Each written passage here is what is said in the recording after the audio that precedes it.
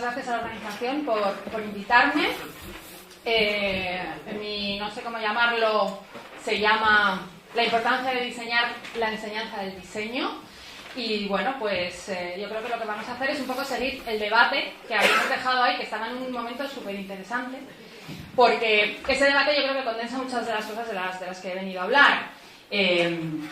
Y además, bueno, pues yo, por ejemplo, lo primero que haría sería cambiar el orden de las sillas, ¿no? Que están organizados de forma muy jerárquica, patriarcal, etcétera, etcétera. Pero como tenemos muy poco tiempo y quiero que Alfredo también hable, que es súper interesante lo que dice, yo me enrollo, podría estar hablando 3 horas, pues no puedo de repente hacer un performance y cambiar las sillas, ¿eh? Lo siento, pero bueno. Entonces, yo antes de nada quería haceros trabajar un poco y quería que me dijeseis de la audiencia, de los que estamos aquí, ¿quién se considera diseñador? Que levante la mano, ¿solo? Es que aquí empieza el tema. ¿Quién se considera diseñador o diseñadora, en general? Yo diseñadora no. ¿No? ¿Por qué? Si el sexo es una construcción cultural, no es biológica. Vale. ¿Y quién es profesor, profesora? Vale, bien. Y ahora la segunda pregunta es, ¿diseñar es una actividad que desarrollamos los profesores? ¿Sí? ¿Todos de acuerdo? ¿Seguro? Entonces, cuando hablamos de diseño, ¿hablamos de educación? Sí.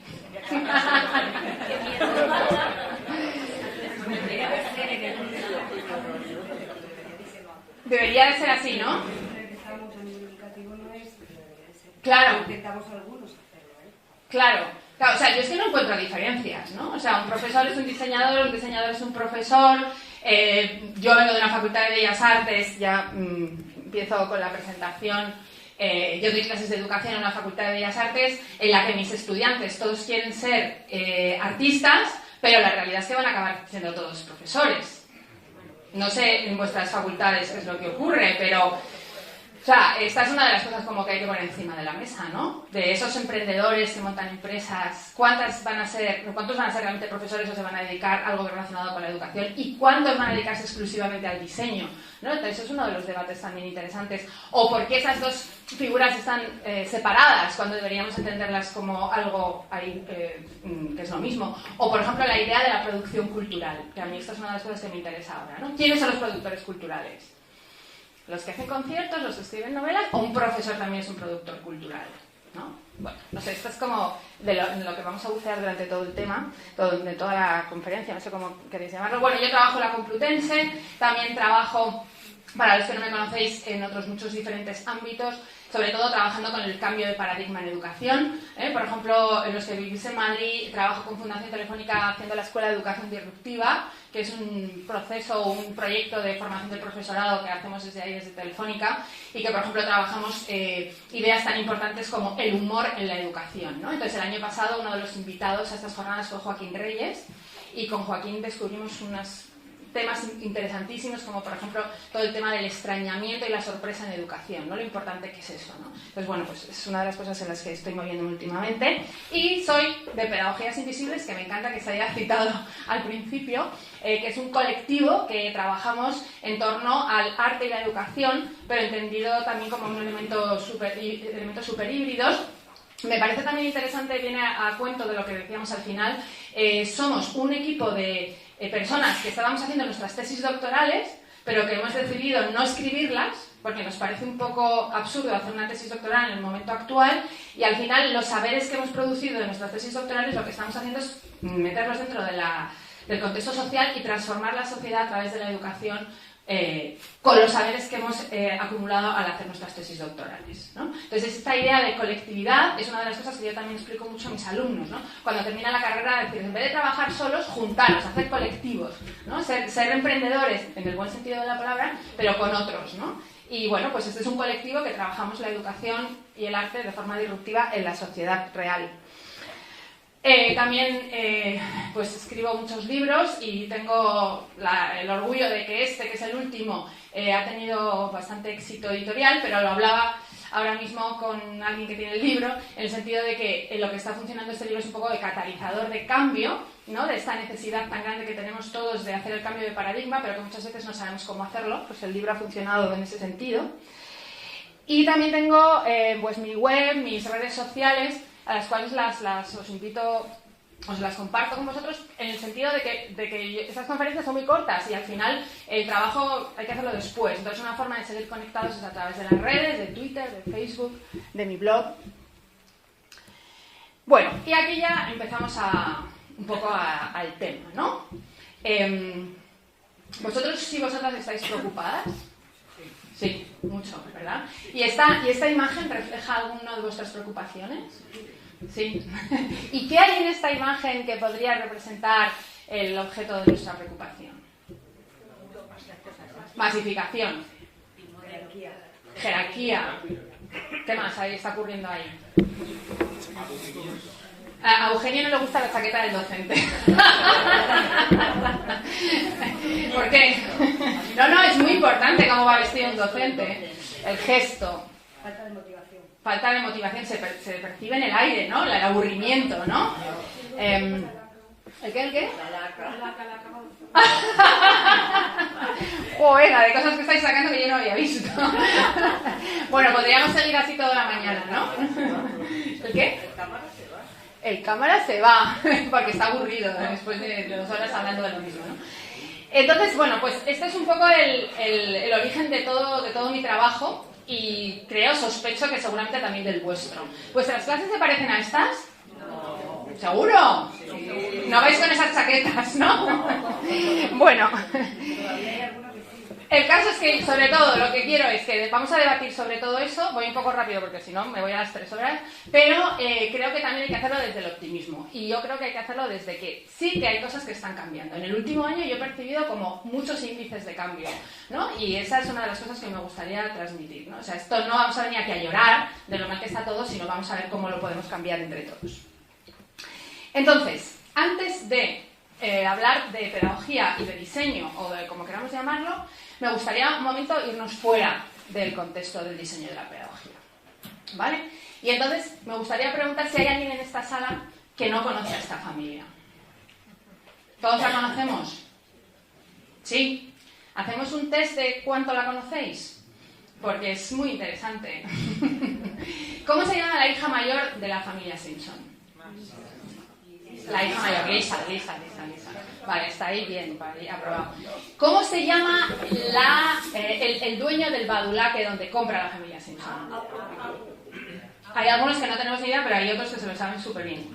Vale. Ahora ya vamos subiendo en la escala. ¿Cómo se llaman las hermanas de Marge? Pat y Selma. Y ahora ya la que es la pregunta de nota de matrícula de honor. Pat y Selma, ¿se depilan o no se depilan? No. Bueno, ¿os dais cuenta del nivel de conocimiento que tenéis de la familia Simpson? ¿Sabéis estas cosas de la familia que vive en la puerta de al lado de vuestra casa? No. Falso. No lo sabéis. No sabéis si las hermanas de la madre están depiladas o no. No lo sabéis, pero sí lo sabéis de la familia Simpson. ¿Por qué lo sabéis de la familia Simpson? Porque la familia Simpson es como una familia de nuestro imaginario, ¿no? O sea, ¿cuántos años lleva la familia Simpson en antena? 20 años, creo que hace poco han hecho los 20, ¿vale? 25. Pero podríamos hablar de más casos, pero lo que es importante de la familia Simpson para mí es que representan un concepto que es muy importante para nosotros, para los profesores que estamos trabajando sobre todos los temas de imagen, que es el concepto de hiperrealidad, ¿no? De que vivimos en un momento histórico en el que hay una serie de imágenes alrededor nuestro que son más potentes casi que la realidad misma. Y este es un ejemplo súper bueno, ¿no? El ejemplo de la hiperrealidad, ¿no? Teniendo en cuenta de algo muy importante que no sé si sabéis, pero os lo voy a decir ahora, no os enfadéis, y es que la familia Simpson no existe. O sea, la familia Simpson es un diseño, es una representación visual, ¿no? Entonces, característica 1 del mundo en el que vivimos. Las imágenes tienen más importancia que la realidad, y cada vez van teniendo más, ¿no? Esto es algo central en un profesor o en alguien que se dedica al diseño. Otra cosa súper importante. Cuando tú le preguntas o sea, no quiero trabajar con estereotipos, pero sí que es una realidad. Yo trabajo con adolescentes también en otros contextos y cuando les preguntas, ¿qué es lo que más te gusta hacer? Hay muchas adolescentes, sobre todo chicas, que me dicen, ir de compras, ¿no? El tema del consumo es otro de los elementos centrales en nuestra sociedad y además nos ha hecho dejar de ser ciudadanos y ciudadanas para convertirnos en consumidores o consumidoras, ¿no? Esto es un tema muy importante sobre el que hay que reflexionar. Y además todo ese cambio está muy relacionado con el tema de las imágenes y del diseño, ¿no? Porque muchas de las veces que queremos hacer todo ese consumo masivo es porque hay una serie de terrores visuales a nuestro alrededor, ¿no? Las imágenes nos llevan a tener miedos muy concretos, ¿no? El miedo a envejecer, el miedo a estar gordo, el miedo a no tener una dentadura perfecta, o sea, hay muchos miedos. Y si analizamos el soporte de esos miedos, resulta que nos volvemos a ir a la imagen y nos volvemos a ir al diseño, a la publicidad, ¿no? Al marketing, a muchas de las áreas que confluyen con nuestros temas de estudio, ¿no? Entonces, tenemos todas estas cosas y además tenemos también otro factor que yo creo que es muy central en nuestras sociedades, en las sociedades postcapitalistas en las que vivimos, que es que también todo el tema del entretenimiento, también súper relacionado con las imágenes, está como educando a nuestros niños, a nuestros adolescentes y a nosotros mismos, ¿no? O sea, el tema del entretenimiento como pedagogía, no como entretenimiento en sí, sino como mucho más, es otro de los temas que tenemos que reflexionar sobre ellos, ¿no? El otro día me pareció un gesto maravilloso cuando Pablo Iglesias le dio al rey Juan Carlos, iba a decir, a Felipe VI Juego de Tronos. ¿Sabéis que ha ocurrido eso, no? Pues ese gesto condensa en sí mismo el poder de la hiperrealidad, de la imagen y del entretenimiento en nuestra sociedad, ¿no? Me pareció un gesto metafórico súper interesante, pero es un gesto, ¿no?, que representa todo esto que estamos diciendo. O sea, que todo esto está ahí como en la sociedad día a día, ¿no? Vale. Entonces, tenemos esta sociedad hipervisualizada, llena de consumo, donde Disney no es un entretenimiento, sino que es pedagogía, etcétera, etcétera, etcétera. Y resulta que si nos vamos a los contextos educativos, ¿qué es lo que pasa? Pues si nos vamos a los contextos educativos, yo no sé en vuestras clases qué es lo que pasa, pero en líneas generales yo creo que asistimos a un drama que es la muerte por la pasión por el conocimiento. ¿Vale? Este es como, para mí, desde luego, el drama central de las escuelas de diseño, de la universidad, de los jardines de infancia, ¿no? O sea, como en todos estos sitios entra mucha gente que tiene ganas de aprender. Cuando estamos en la escuela, los niños pequeños tienen unas ganas de aprender innatas porque no hay ser humano que no quiera aprender. Y paradójicamente, las instituciones que tendrían que fomentar y desarrollar esa pasión por aprender, lo que están consiguiendo que es lo contrario, ¿no? O sea, yo tengo una hija de 10 años y ya está empezando a odiar ir al colegio y a decir que ya no lo quiere aprender, que lo que quiere es aprobar. Aprender es aprobar. Cuando aprobamos hemos aprendido. ¿Dónde se aprende más?, ¿no? O sea, todo este debate que a mí me parece que es muy importante en estos momentos. Y esta idea de que no se aprende donde realmente se tiene que aprender está en conexión con este concepto de educación bulímica que seguro que habéis sufrido, pero lo malo es si los seguís poniendo en práctica, ¿vale? Porque ¿quién no hay en esta sala que se haya atiborrado de datos, los haya vomitado el día del examen y se haya olvidado absolutamente de esos datos una vez que el examen ha acabado? ¿Hay alguien que no haya hecho esto alguna vez en su vida? Alguna, pero como el 95% de las veces que estábamos en relación con un contexto educativo, seguro que ha ocurrido esto, ¿no? Pero lo malo es que cuando somos profesores odiamos esas prácticas, pero muchas veces las reproducimos. Y esto es lo que es verdaderamente terrible, ¿no? El proceso de reproducción que de forma como innata muchas veces llegamos a. Entonces, conceptos que me gustaría desarrollar más, pero no tenemos tiempo. La educación hoy en día es un simulacro. En la mayoría de los contextos educativos hacemos que enseñamos y los estudiantes hacen que aprenden, pero ahí el aprendizaje no sucede por ningún lado. Y un elemento que me parece fundamental es que la pedagogía ha dejado de ser sexy. Entendiendo el concepto de sexy como el concepto de algo que está vinculado con el placer, que está vinculado con la motivación, que está vinculado con algo que te apetece hacer en vez de algo que no te apetece nada hacer, ¿no? O sea, tú oyes ahora la palabra pedagogía y es como bajón absoluto, ¿no? Porque, claro, se ha abandonado todo lo sexy en la educación. Entonces, bueno, estos han sido durante mucho tiempo mis preocupaciones. Por supuesto, yo he reproducido todo esto como profesora durante mucho tiempo, o sea, no voy aquí a dar qué pasa. Hasta que en el año 2011 conocí a este señor, que se llama Alejandro Piscitelli. Entonces, es un hombre que tiene un libro que para mí me cambió mi forma de entender la educación, que se llama El Proyecto Facebook y la Posuniversidad. Él, Alejandro Piscitelli, ¿vale?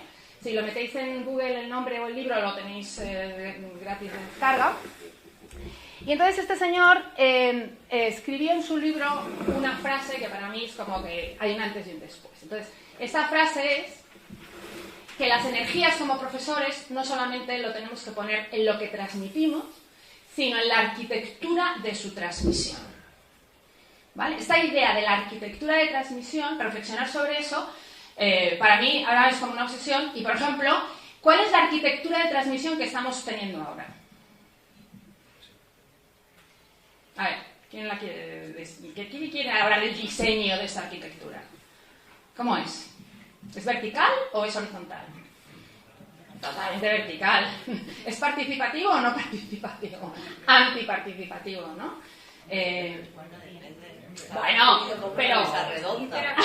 Claro, una mesa redonda y aquí es todo cuadrado, ¿no? O sea, son esas... Quiero decir, hay como intentos, pero una de las cosas fundamentales aquí hubiera sido cambiar las sillas antes. En fin, bueno. La idea es que me parece muy importante que como profesores nos entendamos como arquitectos o diseñadores de experiencias, ¿no? Esa es realmente nuestra función. Y entonces, cuando tú te pones a analizar cómo organizas desde el punto de vista de la arquitectura y del diseño tus clases o tus conferencias o cualquiera de las cosas que hagas, muchas veces descubres que te estás contradiciendo a ti mismo. Porque tú quieres hacer unas clases súper horizontales y resulta que estás utilizando un formato súper vertical, ¿no? Entonces, a raíz de leer esta frase, bueno, y otras muchas cosas, me di cuenta de que el problema que tenemos en el momento actual en educación, a todos los niveles, no es el qué, ¿no? El qué está ya en Google, sino que es el cómo. O sea, el problema que tenemos para pasar del modelo obsoleto que hemos recibido de la Ilustración al modelo que tenemos que construir es un problema de metodología, y es un problema que a mí me parece que está muy relacionado con el aburrimiento y el placer, ¿sí? Y cómo tenemos que trabajar para ir desde el aburrimiento al placer. Entonces, ahí creo que hay una demanda que deberíamos hacer todos, que es la idea del profesor como diseñador. Por eso creo que he hecho esta pregunta al principio, porque yo creo que esto no está separado. Creo que es muy importante esta frase de la pedagogía del diseño al diseño de lo pedagógico, ¿no? O sea, la pedagogía del diseño, ¿no? Sería como una disciplina, ¿no?, que aborda el diseño como una materia. No, lo que tenemos que entender es el diseño como el proceso de todo lo que es la pedagogía. Esto es un elemento clave. Y yo creo que tenemos que fundamentalmente cambiar esas estrategias de diseño pedagógico. O sea, si queremos que nuestros estudiantes aprendan, sea lo que sea, las estrategias que tenemos no nos valen. Tenemos que hacer estrategias nuevas. Entonces, aquí, bueno, hay muchísima gente hablando de esto en general, ¿no? Seguro que todos habéis visto esos vídeos maravillosos de Ken Robinson, que cuando terminas de verlos te dan ganas de cambiar el mundo, pero la clave es cómo lo hacemos. Y entonces aquí hay un término que a mí me gusta mucho, que es el término microrevoluciones. Aprovecho para citar a Eduardo Galeano, que ya sabéis que falleció la semana pasada, que él habla también mucho de esta idea de que gente pequeña en lugares pequeños son capaces de cambiar el mundo. Es esta idea de la microrevolución, esta idea de que todos los profesores, si vamos cambiando cosas poco a poco, podemos, ¿no?, hacer esa revolución. Y yo os voy a hablar de las 5 microrevoluciones que a mí me parece que son importantes llevar a cabo. Lo voy a hacer muy rápido porque no quiero extenderme mucho, ¿no? Y si queréis seguir ahondando en estas 5 ideas, pues podéis ir a mi blog o podéis compraros mi libro, por ejemplo. Bueno, entonces, microrevolución número 1.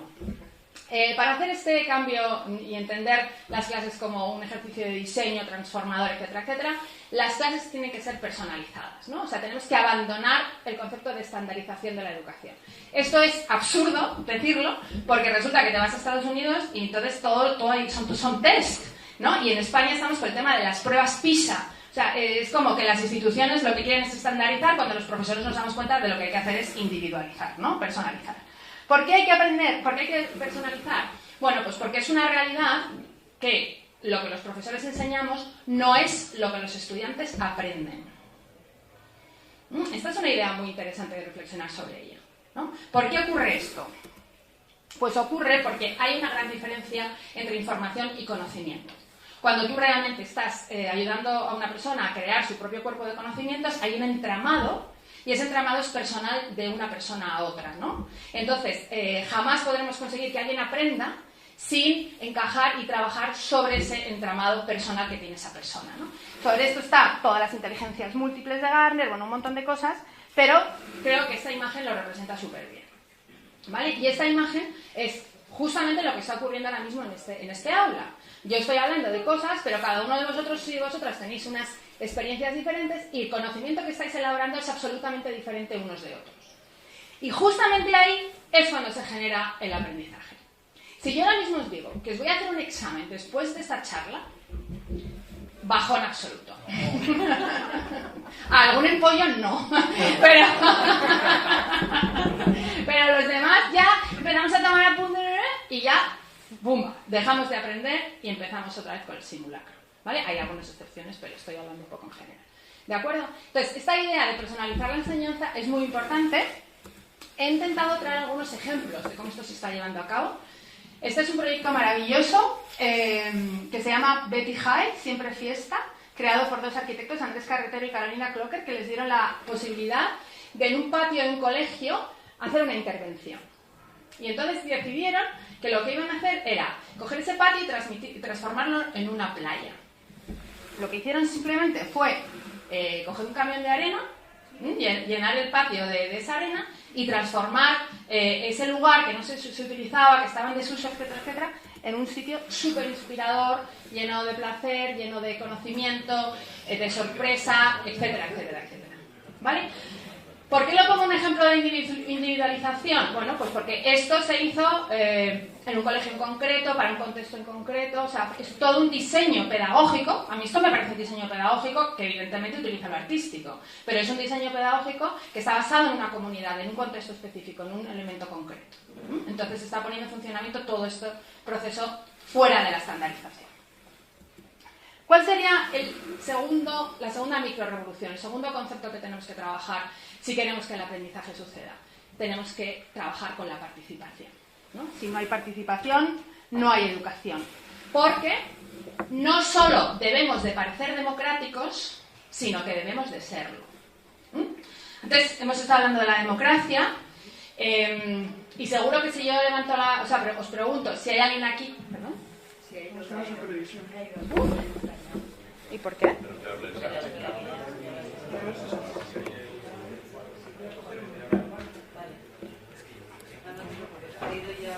Pues Vale, ¿qué hago? ¿Sigo hablando? Sí. O sea, que es que en mi presentación las imágenes son muy importantes. ¿El segundo punto cuál es? Participación. Qué raro, ¿no? Bueno, pues yo intento seguir con el hilo. Es que lo que se ha estropiciado es el cañón. Vale, bueno, pues yo sigo haciendo interpelaciones. ¿Hay alguien en esta sala que se considere antidemocrático? Lo sospechaba. Claro, entonces todos vamos de guays, todos somos democráticos, no sé qué tal, pero cuando llegamos a clase, ¿seguimos siendo democráticos? Porque el imaginario de la educación está basado en el concepto de verticalidad, ¿no? Y entonces de repente tú organizas una clase y dices, no, yo tengo que hablar las 2 horas, no tengo que incitar la participación, mi discurso por supuesto que es más importante que el de los estudiantes, etcétera, etcétera, etcétera. Todo esto es falso, porque si tú a una persona no la dejas participar, no aprende. O sea, para aprender es absolutamente fundamental participar, ¿vale? Entonces, ¿cómo podemos alentar a la participación? Punto número 1, romper la dicotomía profesor-estudiante y trabajar bajo la idea de comunidad de aprendizaje. A mí muchas veces, no, el profesor como guía. No, o sea, el profesor como guía a veces, pero no, a que seguro que los que estáis aquí también estáis aquí porque aprendéis muchísimo de vuestros estudiantes. O sea, si lo mejor de ser profesor es aprender de los estudiantes. Entonces, esa idea de que un estudiante me guíe a mí, creo que también es muy interesante. Entonces, en este punto 2 de la participación, creo que hay que establecer que la educación se crea realmente en 3 flujos. Hay un flujo que es el tradicional, que es el que todos pensamos que es el que funciona, que es profesor-estudiante, Pero todos sabemos que tenemos que incorporar otros dos flujos en la educación del siglo XXI, que es el flujo estudiante-profesor y otro flujo importantísimo que es el estudiante-estudiante. De hecho, esos dos flujos ya están operando, pero yo creo que muchas veces esos flujos no se visibilizan, ¿no? Parece que es solamente el profesor estudiante, ¿no? El que está funcionando, ¿vale? Entonces, bueno, esta es una idea de comunidad, esta es una de mis clases en la facultad, en la que si abres la puerta es difícil saber que yo soy la profesora, el único rasgo que me diferencia de mis estudiantes es que soy más vieja que ellos, pero por el resto, ni por la posición de la silla, ni por un montón de cosas se podría identificarme como la profesora. Esta es una vez que decidieron proyectar en el techo, porque siempre proyectábamos en la pared, lo probamos y fue un fracaso, porque acabamos todos con tortícolis, pero esa petición fue aceptada, ¿no? Y este es el tema del aprendizaje tridimensional que os estaba diciendo, ¿no? De que hay que aceptar esos tres flujos. Y este es un momento dado en el que mis alumnos me enseñan a mí cosas sobre manga, un concepto que no tengo, ¿no? Y el cual, pues, gracias a ella aprendí mucho. Entonces, esta idea de la participación es también clave, ¿no? Para crear un aprendizaje real en las aulas y hacer este cambio de paradigma. El tercer punto sería entender que no solo pensamos con la cabeza, sino que pensamos con el cuerpo. Fijaros cómo están vuestros cuerpos ahora. ¿Cómo están? Sentados. ¿Y estáis cómodos? ¿Cuánto tiempo lleváis ahí sentados? Pues ¿por qué en todas las conferencias el imaginario es el del cuerpo sentado? Sí, todos estamos de acuerdo en que estaríamos mucho mejor moviéndonos, ¿no? O que hubiéramos hecho alguna actividad. Además está cada vez más comprobado que nos concentramos más moviéndonos. Entonces, el tercer punto es el tema de la corporalidad. Y la idea de que no pensamos con la cabeza, pensamos con todo el cuerpo. Entonces aquí, ya que sois todos diseñadores y diseñadoras, hago una pregunta. ¿Quién ha diseñado este mobiliario, por favor? Que nos lo digan y lo metamos en la cárcel. ¿Quién ha elegido ese color? O sea, el tono verde ministerio. ¿Por qué? ¿Os habéis preguntado alguna vez por qué todo el mobiliario es ese color? Porque es muy sufrido, es exactamente ese el concepto, ¿no? O, por ejemplo, ¿por qué en las clases hay azulejos? Es lo mismo, pero vosotros en vuestras casas en el salón tenéis azulejos. Yo no, porque, vamos, yo no me apetece que mi espacio público parezca un baño, ¿no? Entonces, creo que otro de los elementos clave en relación con el cuerpo, por supuesto que es cambiar todo el diseño del mobiliario en las aulas. Entonces, aquí, de forma muy rápida, os quiero presentar a Rosanne Bosch. Me imagino que muchos de vosotros la conoceréis. Por lo tanto, las imágenes que he traído están más relacionadas con cómo ella diseña las escuelas Vitra y las diseña partiendo de elementos conceptuales muy interesantes, ¿no? Bueno, Rosanne Bosch, si no la conocéis, es una arquitecta holandesa, pero que vive en Dinamarca, que en el año 2012 diseña estas escuelas que son un referente mundial en cuanto al cambio metodológico a partir del mobiliario. Entonces ella decide que en una escuela, por un lado, tiene que haber estructuras que ella llama de top-down, ¿no? Es decir, hay veces que este tipo de comunicación es necesario y, por lo tanto, pues hace estos diseños que pueden servir de grada, pueden servir de diferentes cosas, o este espacio específico para proyectar pelis, no sé qué, dentro del cole. Pero luego los alumnos la dicen que ellos también quieren tener espacios cueva, sitios donde poder trabajar, pero al mismo tiempo no estar aislados, sino estar conectados con lo que está ocurriendo alrededor. Entonces, en las escuelas de Rosanne Bosch, donde todos los estudiantes tienen un ordenador personal, por supuesto, y aquí, que siempre hay muchas críticas de, pero todos estos niños tienen un Apple. Sí, pero si cogemos todo el dinero de los libros de texto que se gasta un niño en primaria, podemos comprar 2 o 3 ordenadores Apple, y eso lo dejo caer así, como que no quiere la cosa, ¿no? Entonces, todos estos niños tienen que trabajar por proyectos y utilizan muchísimos estos espacios cueva para hacerlo. ¿Qué necesitamos para un espacio cueva? Necesitamos cambiar los materiales, necesitamos que los niños puedan ir descalzos, necesitamos, cambiar absolutamente todo. Necesitamos cambiar las formas, necesitamos cambiar el color, ¿no? Rosanne Bosch tiene un estudio súper importante sobre cómo utilizar el color como herramienta pedagógica en un aula. Y también necesitamos de vez en cuando fuegos de campamento, como llama ella, ¿no? Entonces es cuando nos juntamos con otras personas a trabajar. Entonces, esto que podría ser el aula tradicional, pues puede ocurrir de vez en cuando. Pero lo que no podemos tener es un mobiliario igual para todo, porque las situaciones pedagógicas nos requieren diferentes mobiliarios, ¿no? Entonces aquí tenemos una forma, En esta escuela hay pequeños espacios como estos que se pueden alquilar para hacer trabajos. Otro elemento que identifica importantísimo son lo que llama watering holes, ¿no? Los desagües, que es toda la información que se intercambia en los pasillos.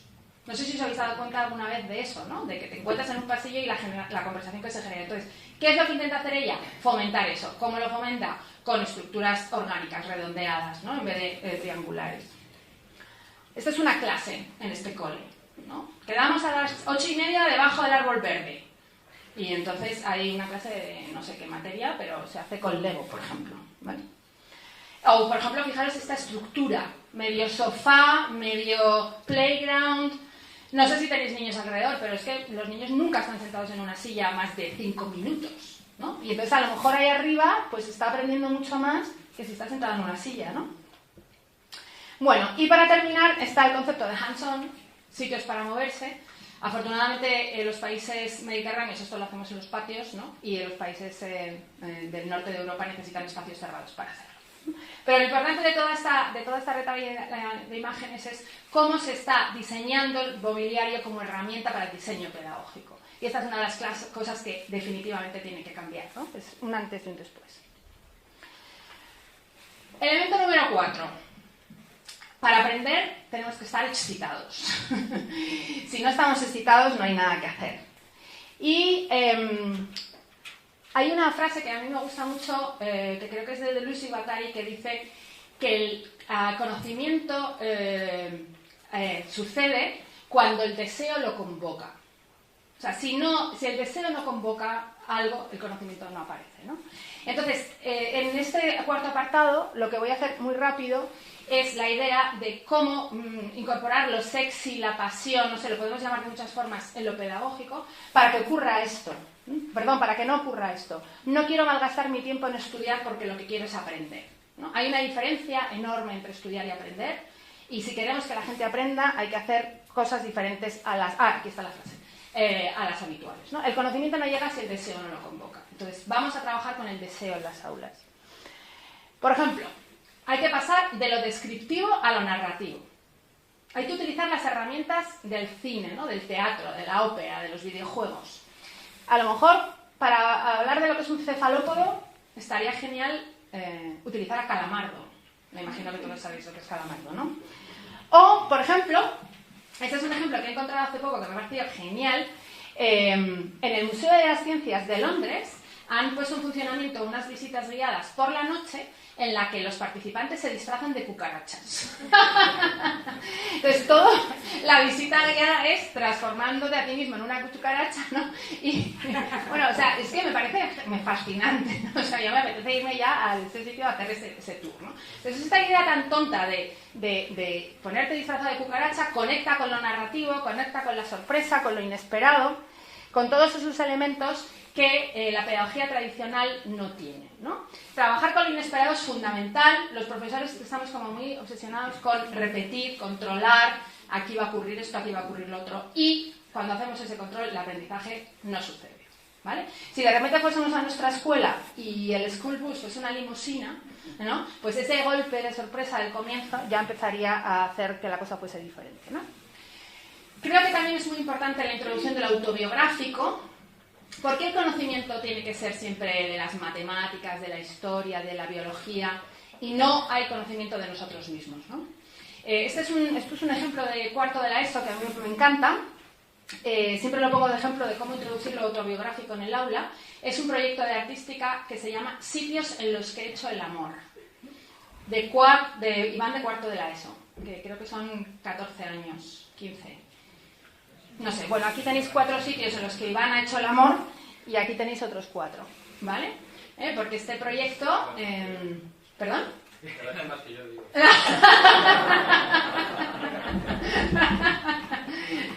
Es un proyecto muy interesante porque realmente este proyecto sobre qué está trabajando. Sobre el concepto de masculinidad de Iván, ¿no? Quiero decir, la profesora lo utilizó para eso, lo utilizó para trabajar un elemento muy importante que pocas veces se trabaja en el aula, que es la sexualidad. Entonces los adolescentes en este momento, como de todo tan biográfico, estaban súper on fire, ¿no? O sea, estaban encantados de que este tema se tratara en el aula. y conectaron con algo muy importante, lo voy a dejar ahí porque es un tema que a mí me obsesiona, pero no quiero entrar en ello, que es el tema de quiénes están educando en las prácticas sexuales a los adolescentes hoy en día. ¿Quiénes están educando en las prácticas sexuales? El porno, ¿no? El porno más mainstream. Eso es un problema muy complejo que no se trata en la escuela, ¿no? Entonces, si utilizamos lo autobiográfico y utilizamos lo narrativo, a lo mejor lo podemos tratar. Lo audiovisual. A lo mejor en nuestras clases que somos de diseño sí que tenemos imágenes, pero hay mucha gente que no mete una sola imagen en su clase, ¿no? Y sobre todo lo audiovisual trabajando algo fundamental que es el pensamiento crítico visual. O sea, si vivimos en una sociedad con tantas imágenes, lo que tenemos que hacer desde cualquier asignatura es reflexionar sobre lo que esas imágenes nos están contando.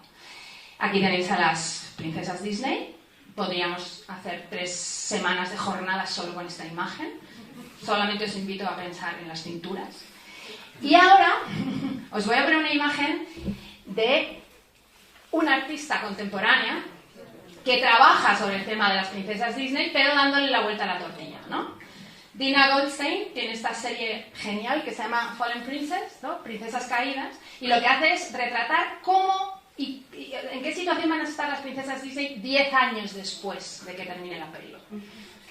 Entonces sabemos que realmente las pelis deberían empezar en ese momento, no terminar, porque ahí es cuando está todo el meollo de la cuestión, ¿no? Entonces fijaros aquí la pobre Blancanieves con 4 niños, el palacio sin barrer, el marido tomando cervezas viendo las carreras de caballos. ¿Esto es lo que nos cuesta? ¿Esto es y fueron felices y tomaron perdices?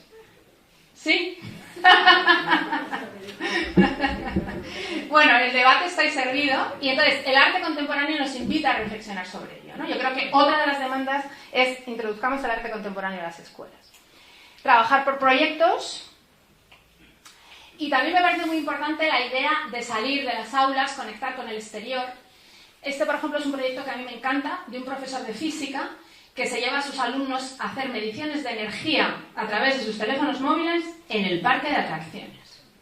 Claro, entonces ahí aprendes muchísimo a hacerlo. Si esto mismo lo haces con un simulacro en clase, pues seguro que no te enteras de nada, ¿no? Entonces la idea de romper con el exterior es otra de las ideas clave de este cambio que queremos hacer. Bueno, esto lo voy a pasar un poco rápido. Para terminar, ¿no? Hemos visto que tiene que ser individualizada, que tiene que ser democrática y participativa, que tiene que ser corporal, tiene que ser excitante, y si de repente hacemos un examen, ¿qué pasa? Que nos lo cargamos todo lo anterior, ¿no? Porque si yo ahora mismo os digo, os voy a hacer un examen, ¿qué os viene a la cabeza? Palabra examen. Que se despiertan de su letargo los alumnos. Nunca jamás me habían dicho eso. Siempre me han dicho vómito, ansiedad, horror, ¿no? Que se despiertan los alumnos de su letargo. Algunas veces algún profesor me ha dicho corregir, ¿no? Pero nunca ha habido una percepción positiva del término examen. Entonces, ¿podemos hacer las 4 cosas anteriores y dejar la evaluación como la tenemos? No. Entonces, la quinta cosa de esta revolución que queremos hacer es que tenemos que pasar de una educación basada en la evaluación a una educación basada en el aprendizaje. Este es un cambio sutil pero muy importante, porque ahora mismo tenemos una educación basada en la evaluación, no basada en el aprendizaje. ¿Vale? ¿Cómo hacer esto? Pues yo no tengo la receta mágica, pero sí que hago mis pinitos. Y entonces yo, por supuesto, no hago exámenes, y el último año he hecho en mi clase un Evalu Party. Es decir, una fiesta final de la asignatura donde los alumnos comían y se reían y hacían cosas muy interesantes, y a la izquierda, como veis ahí, estoy en una rendija haciendo entrevistas a mis estudiantes, en los cuales más o menos lo que hacíamos era como negociar la nota, ¿no? Como, venga, ¿tú qué piensas que es? Un 8, venga, sí, ale, fin, ya, ¿no? Entonces la nota no ha sido un elemento central en mi asignatura este año, ha sido un elemento absolutamente terciario que se ha negociado en el último segundo final de la asignatura. Entonces estas cosas las podemos hacer todos, ¿no? Podemos hacer un cuaderno de bitácora en vez de hacer exámenes, ¿no? Y yo tengo que saber lo que pasa en mi clase, pero no hace falta que haga un examen para ello. Puedo hacer un trabajo, un cuaderno de campo, un cuaderno de artista. Lo puedo hacer yo, lo pueden hacer ellos, ¿no? O, por ejemplo, y con esto ya termino, unos alumnos maravillosos del año 2011 me dieron una clave para trabajar lo que yo llamo la evaluación creativa, y es utilizar medios de representación del aprendido que no sean los numéricos. Entonces ellos diseñaron un sistema genial de evaluación que era a través de Michael Jackson. Entonces, cuando Michael Jackson estaba de su color original de piel, era la nota máxima. Cuando Michael Jackson estaba café con leche, era una nota intermedia. Y cuando Michael Jackson estaba ahí súper blanco, nota peor. ¿Vale? Entonces, evidentemente estamos trabajando un 2-3, pero todo este cambio, toda esta metáfora, toda esta sorpresa de utilizar un elemento que no es el habitual, consiguieron que se aprendiese mucho más, que se reflexionase sobre la evaluación, que desapareciera el miedo, ¿no? Y que el aprendizaje estuviera por encima de la evaluación. Bueno, estos son micropíldoras, ¿no? Porque no da tiempo a que todo esto lo hablamos en profundidad, pero creo que sí que pueden abrir una ventana, ¿no? Para hacer las cosas diferentes en clase. Y ya para terminar, pues simplemente recalcar estas ideas que hemos dicho al principio. Los profes somos diseñadores, claro que somos diseñadores. Diseñar esa arquitectura, cambiarla, rediseñarla, organizarla de otra forma es fundamental. Desde luego tenemos que entender que el diseño es un diseño de la pedagogía y todos somos diseñadores de nuestras clases y nuestros estudiantes también son diseñadores de su propio proceso de aprendizaje. Y, tenemos sobre todo que cambiar las estrategias de diseño pedagógico, ¿no? O sea, esta es la idea como que me gustaría que se quedase central, ¿no? Las que hemos heredado no nos sirven y tenemos que construir otras. Y básicamente, eso es todo.